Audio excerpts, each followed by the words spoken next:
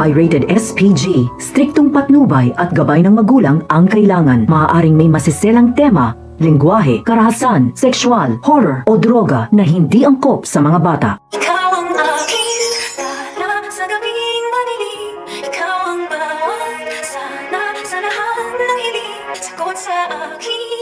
Noong una, ayaw ni Carlos na umalis si Annalyn sa East Ridge at lumipat sa Apex dahil gusto niyang pinaparusahan si Annalyn dahil anak siya ng karibal niyang si Doc RJ. Ito pa naman ang dahilan ni Carlos kaya kinutulan niya ang pagpapadala kay Annalyn sa Japan dahil narinig niya na baka lumipat na si Annalyn sa ospital ng tatay niya sa Apex. Pero walang magawa si Carlos dahil napatunayan ni Annalyn na karapat-dapat talaga siya na maging representative ng East Ridge sa Neurosurgeon Conference sa Japan. Kay Annalyn kasi binubuhos ni Carlos ang lahat ng galit niya kay Doc RJ kahit wala namang ginagawang mali si Annalyn at hindi alam ni Annalyn na ito pala ang dahilan. Hanggang sa napagtanto ni Carlos na tama ang sinabi sa kanya ni Michael na dapat paalisin na lang si Annalyn sa East Ridge para makasama niya ang tatay niya sa Apex. Ayon kasi kay Michael, nakakampi ni Carlos, mas advantage para kay Carlos kung wala si Annalyn sa East Ridge dahil wala nang sagabal pa sa pagsasamahan nila ni Lynette.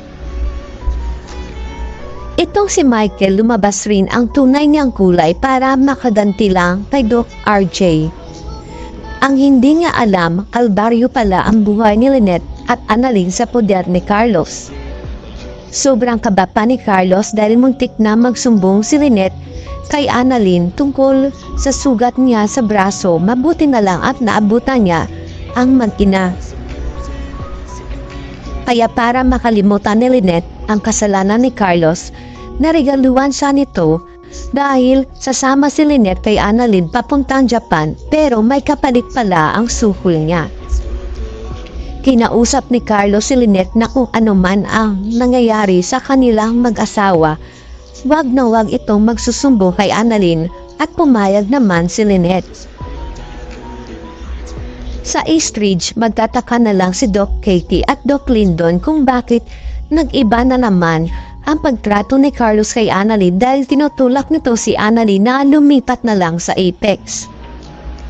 Mas lalong pahirapan ni Carlos si Annalyn sa East Ridge para si Annalyn na mismo ang magsasabi na gusto na niyang lumipat sa Apex dahil nahihirapan na siya sa East Ridge.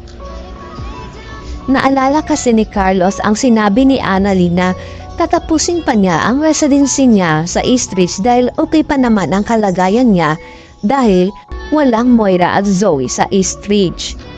Pero dahil sa pagpahirap ni Carlos kay Annalyn, tatanggapin na lang ni Annalyn ang alok sa kanya ng tatay RJ niya na bumalik sa Apex dahil sila naman ang may-ari nito.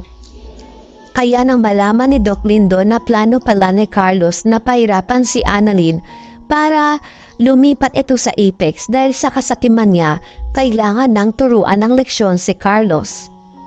Dahil ang hindi alam ng lahat, alam pala ni Doc Lyndon na si Annalyn ang tagapagmana ng East Ridge at siya ang nagbabantay kay Annalyn, kaya magsusumbong siya sa may-ari. Lilipat na kaya si Annalyn sa Apex at magkakasama silang tatlo ni Justin at Zoe? O mapipigilan ang paglipat ni Annalyn sa Apex dahil makikilala na niya ang lola niya?